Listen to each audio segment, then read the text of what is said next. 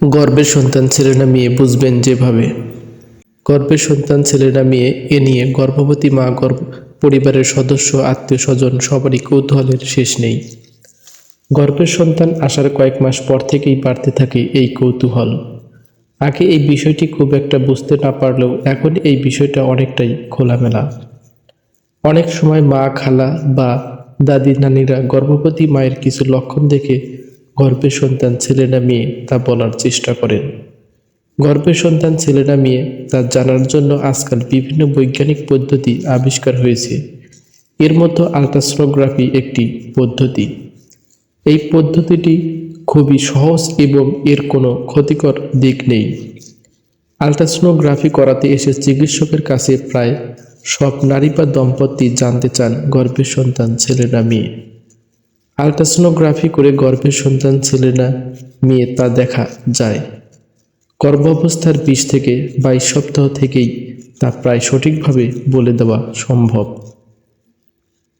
গর্ভের সন্তান ছেলে না মেয়ে সেটা জানা যাবে গর্ভবতী মহিলার রক্তচাপ থেকেই। হ্যাঁ, এমনটাই জানাচ্ছেন ভারতীয় বংশোদ্ভূত কানাডান গবেষক রবি রত্নাকরন। কানাডার মাউন্ট সিনাই হাসপাতালের এই চিকিৎসক জানিয়েছেন, যদি গর্ভবতী মহিলার রক্তচাপ প্রসবের আগে কম থাকে তাহলে সাধারণত সেই মহিলা কন্যা সন্তান প্রসব করবেন, আর মহিলার রক্তচাপ যদি বেশি থাকে তাহলে পুত্র সন্তানের জন্ম হয়। 2009 সাল থেকে চীনের লুইয়াং শহরে গত 7 বছর ধরে 3375 জন গর্ভবতী মহিলার উপর এই পরীক্ষা করেছেন এই গবেষক দল। তার মধ্যে 1692 জনের রক্তচাপ, কোলেস্টেরল এবং গ্লুকোজের মূল্যায়ন করা হয়। তাদের মধ্যে 739 জনের ছেলে এবং 627 জনের মেয়ে হয়। দীর্ঘ পর্যবেক্ষণের পরই গবেষক দল এই সিদ্ধান্তে পৌঁছেছেন। চিকিৎসক রবি রত্নাকরন বলেছেন, গর্ভবতী মহিলার প্রসবের আগের রক্তচাপের ওঠানামা অনেক কিছুই নির্দেশ করে।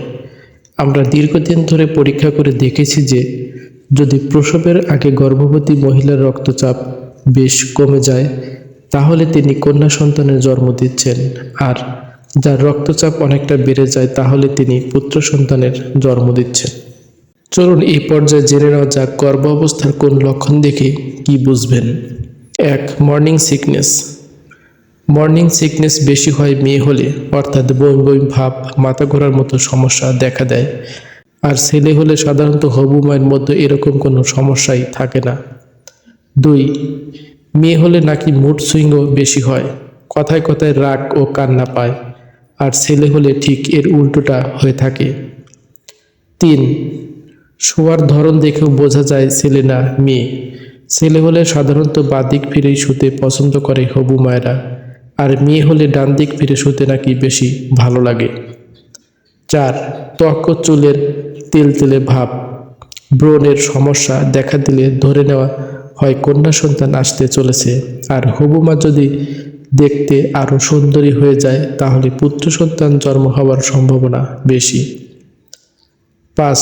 গর্ভাবস্থায় বেশি করে মিষ্টি জাতীয় খাবার খেতে ইচ্ছে হওয়ার অর্থ হলো শরীরের ভেতরে কন্যা সন্তান বেড়ে উঠেছে, আর মায়ের যদি খুব ঝাল বা টক খেতে ইচ্ছে করে তাহলে ছেলে হওয়ার সম্ভাবনা থাকে।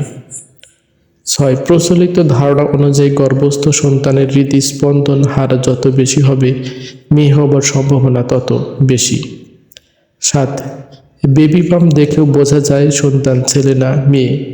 বেবি পাম্প যদি নিচের দিকে ঝোলা থাকে তাহলে ছেলে হবে বলেই মনে করা হয়। অন্যদিকে মেয়ে সন্তান থাকলে বেবি পাম্প থাকে পেটের মাঝামাঝি জায়গায় ও উঁচু হয় বেশি। এগুলো সবই প্রচলিত ধারণা। আমাদের দেশের আইন অনুযায়ী গর্ভস্থ শিশুর লিঙ্গ নির্ধারণ আইনত দণ্ডনীয় অপরাধ।